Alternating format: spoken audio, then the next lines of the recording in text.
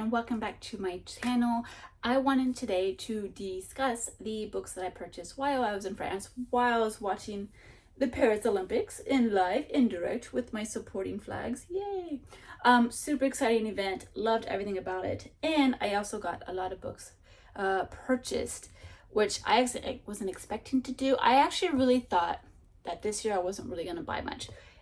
Because usually when I go to France, I buy all the old editions of Jules Verne, all the old editions of Zola. And the thing is that, like, I've completed my Zola collection, and then I have enough Verne to last me a while, to where I don't feel like I need to continue buying those books at this moment. So I really thought there's not going to be that much for me to purchase. But lo and behold, I went into, again, the big bookstore, Gilbert Joseph in Paris. And they have so many floors. I think it's 5 floors. And it's a mix of used books and new books. They're mixed together. And every floor is just so impeccably curated. You have a floor of just poetry and theater and essays, and then you have a floor of books, all the books from other countries, and every bookshelf is labeled by country or area or zone. Then you have all the French books on one floor. It's just crazy. And the thing that's really more amazing and easy about that bookstore is that there are a lot of tables. So the books are laid out flat, which is so much easier to see the cover and to get that visual excitement than just tilting your head and reading the titles off the bookshelves. So it's definitely inspiring, and I just had this huge, massive book haul that I wanted to share with you guys. So I'm going to start with the books that I have in English, but all the books that I'm sharing with you, other than a few exceptions, have been translated into English. So even if I introduce a book to you in French, they are, I believe, translated into English, the majority of them. But I wanted to start with some books that I actually received from my mom. So this, the first one is Bury My Heart at Wounded Knee. Hopefully from now on, I'll actually finally be able to properly pronounce this book title. I don't know what the issue has been in the past 6 months, where I was like, buried knee, wounded heart, wounded heart at buried knee. I just kept butchering this title over and over again.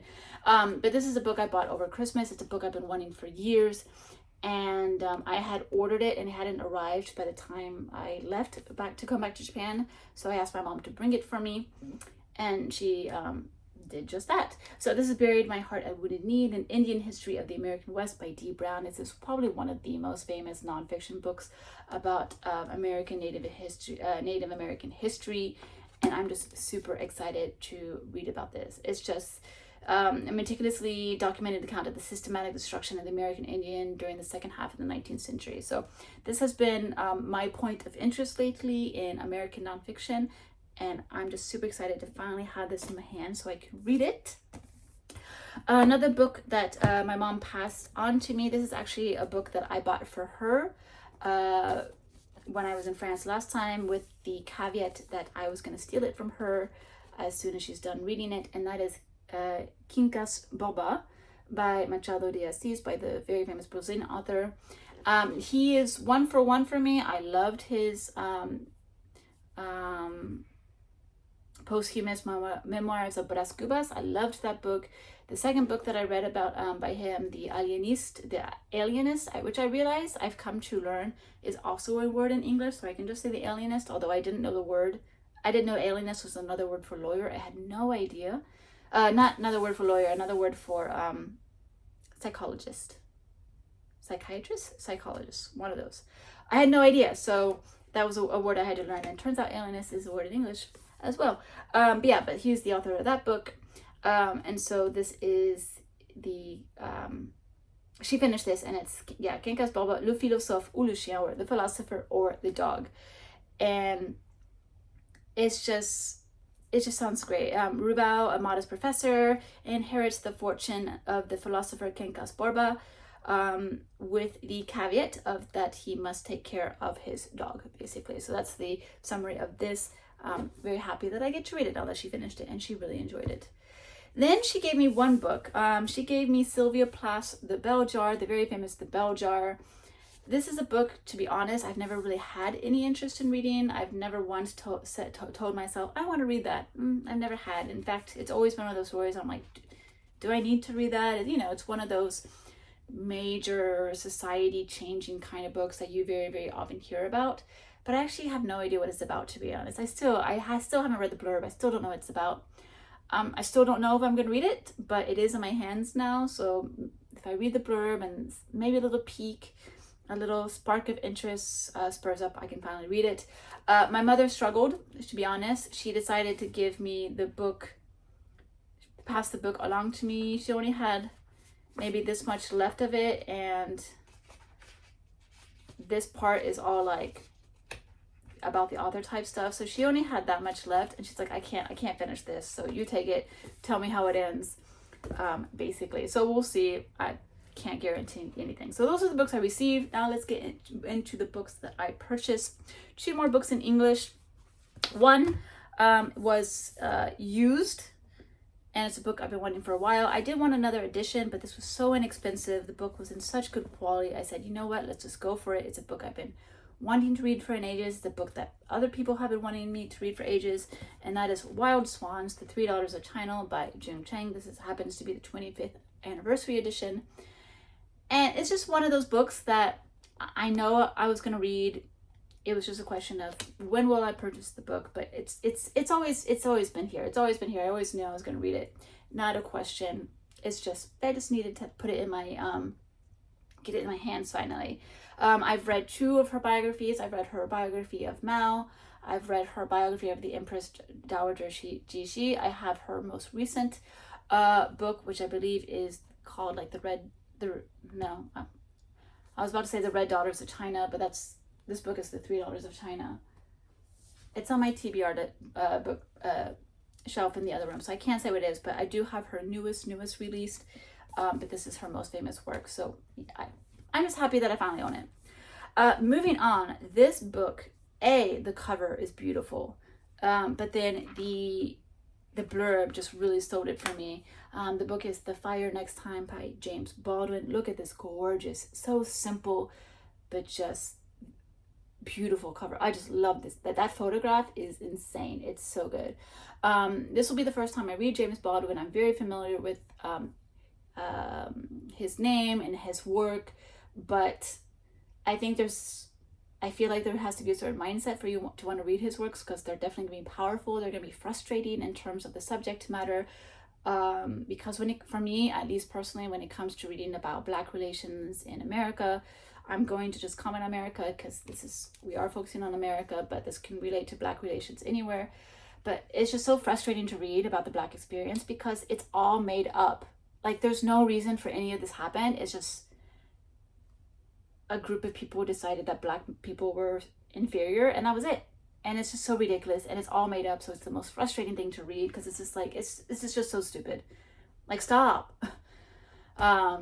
Race, which is also a social construct, but like the color of a skin, the color of anything, your hair, your eyes, anything, is not a means to discriminate against someone. It's just ridiculous. It's just ridiculous. So it is very frustrating. So I think you have to be in a certain mindset to want to read books. And James Baldwin, I know, is a passionate writer. So I always hesitated, but this is the one I'm going to go for. Because it's very similar to the book I just read recently by MLK Jr., which was 2 of his letters or speeches or letters that he wrote that were just very, very impassioned. And this is the same thing. This is James Baldwin's impassioned plea to end the racial nightmare in America.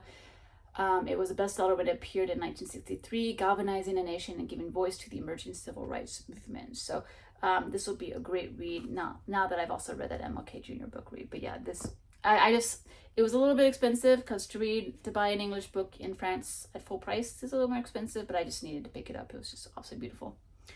All right, let's get into the books that I bought in France. I did pick up the 2 latest volumes of the French edition of Detective Conan. Yes, I read in Japanese, but Detective Conan is a series that I started reading before I could read Japanese, so like way back in high school, way back when it first started. And I didn't want to switch midway through, so this is the only manga that I still buy in French. So this is volumes 102 and 103 of that manga series. Then I very excitedly chose my next French saga that I'm going to read now that by reading 20 ans après, 20 years after, which is part of the D'Artagnan series. It's actually the middle book, but I had already read the final book. But now that I finished the Musketeers saga, I decided on my next saga, which is the Valois romance saga. And now those are these three books where you have La Reine Margot, La Dame de Montsoreau, which I believe has a different title in English, which I can't tell you what it is, but I'll put it in the description box. And then Les 45. So this is the Valois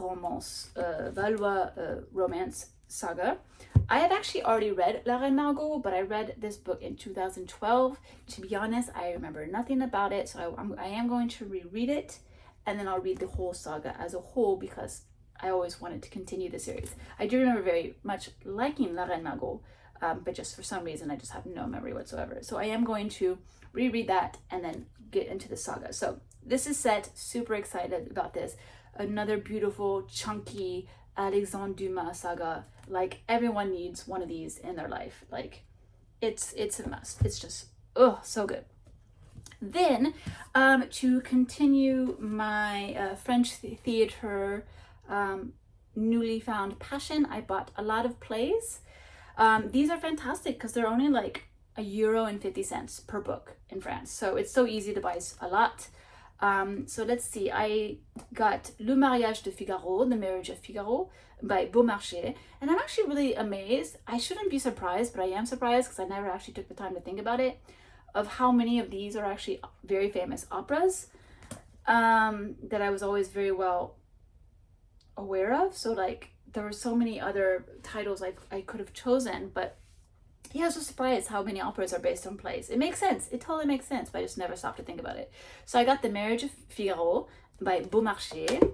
I got 2 Molière books. Have I read Molière yet? I think I have. I think I read his, what was the one that I read by him? Don Juan. I read his Don Juan. I read that, I believe, last year. So I got, by Molière, I got Le Bourgeois, Gentilhomme. I also got Le Malade, imaginaire. So Le Bourgeois Gentilhomme is the bourgeois gentleman. Le Malade, imaginaire, the imaginary sick person. I'm not a translator. I'm not going to make these titles sound very good. But Le Malade, imaginaire. Then I got 2 Victor Hugo plays because I just read the Lucrèce Borgia. I just read that actually just a few months ago. So I got Victor Hugo's Hernani. I also got Blas. And then finally I got one more play, well, not one more, I got a play by Jean Racine. This will be the first time I read Racine, just like Beaumarchais will be the first time I read Beaumarchais, but I got Andromaque by Racine. So these are the plays that I picked up to continue my play reading obsession, because it's been such a wonderful experience to really get into the world of French plays that I can't believe I only now decided to join. So very excited about those. Then let's get into the books that are slightly more contemporary. I bought one of the newer Amélie Nothomb books, Le Livre des soeurs, the Book of Sisters. I used to read about one Amélie Nothomb book per year, which is basically her publishing speed. She publishes one book per year. They're always very short, usually shorter than 200 pages. This is 183 pages. And there was just a moment where there was a moment that I wasn't able to go back to France for a while, so I kind of fell behind. And then I usually try and wait till they come out in these paperback versions, because her books, even though I enjoy reading them at the time, I never feel like they're worth the €16 price of the original editions. So I always wait till they come out into these little paperbacks. But I always enjoy her books. It's a good time. It's a good book to read when you just want to read for like 2 hours, like start and finish a book in 2 hours. So yeah, I got a new one of hers. Then I'm very excited. I saw this on a table, and I was just fascinated because I just bought this author in English. I bought him in English, not knowing that he was a French author, because I didn't take the time to look at the origin, to actually look at the author's name. But I just bought the Bridge Over the River Kwai by Pierre Boulle, which is a book I've always wanted to read. It was a movie, but like that's very, very famous. But I just always wanted to read it, and the plot is like right up my alley in terms of my interests. And I saw this and I'm like, holy crap, you wrote this too? And that is La Planète des Singes, the Planet of the Apes. Like, I didn't know this. Like, I've seen the Planet of the Apes. It's a superb movie. It's a superb story. It's like the pinnacle of science fiction. And I had no idea that A, it was originally a book. And I had no idea that, that's my plane ticket. And I had no idea that a French person wrote it. So I am just fascinated. So I'm going to really, really enjoy reading this, I believe. I think this is going to be absolutely fantastic. So yeah, Planet of the Apes. Super excited about that. Oh, I also have this. This actually just came from my grandmother's bookcase. And I actually own this book already. It's back in Texas, but I just wanted to bring it here because it's a book I want to reread in Japanese. But I thought I'd do a little bit of comparison with the French version. So this is Shirobamba. This is actually one of my favorite books. It's on my list of 10 favorite books of Japanese fiction. It's in that video. And this is, yeah, Shirobamba by Yasushi Inoue. It's just this beautiful book of just looks at the countryside in Japan. And I just really love this book. And I own the book in the original Japanese. And I do want to read it in the original Japanese. Because it's just fantastic. So yeah, I just grabbed this so I could have it here with me in Japan. Then I grabbed 2 non-fiction books. The first one is Alpiniste de Staline. These are the books that I'm not too sure how to have an English translation, but this is by Cédric Gras. And the reason I bought this is because I absolutely loved his book Alpiniste de Mao, which is Mao's Alpinist, where basically it was a non-fiction work about the creation of alpinism within China under Mao's communist China, where basically he wanted to show China's power by being the first to conquer Everest. The only problem is that China wasn't familiar with the sport of alpinism. They did not have a culture of hiking mountains. So to send pure amateurs to conquer Everest, and especially at that time period, which didn't have the technology that we do have these days, does not have the knowledge that we have these days, was just absolutely insane. So I loved that book. And this is actually his first book though, which is Alpinist of Stalin. So this just goes into these 2 brothers. I don't know if this picture is actually of the brothers. I'm sure it is because it's nonfiction. It almost would have to be. Yeah, it is. So yeah, so it's just basically looking at these legends, these brothers Abalakov in the sport of Russian alpinism. So yeah, I just really wanted to buy this because I really loved his nonfiction about the alpinism in Mao's China.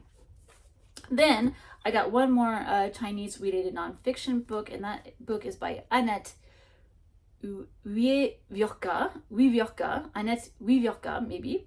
And the book is called Mes années chinoises, or My Years in China.